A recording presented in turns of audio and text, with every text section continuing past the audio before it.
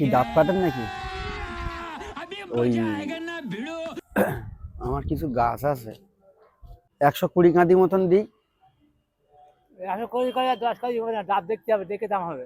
আচ্ছা তাহলে একটা কথা বলি, আমরা দুই বন্ধু ডাব বাগান চাষ করেছিলাম, আচ্ছা কিন্তু এখান থেকে 3 বছর আগে সে ডাব নিচ্ছে।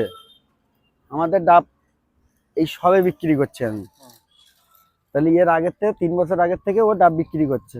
এখন আমার বাগানের ডাবও দেবো, তার বাগানের ডাবও দেবো, কিন্তু একটা উপকার তোমার করতে হবে।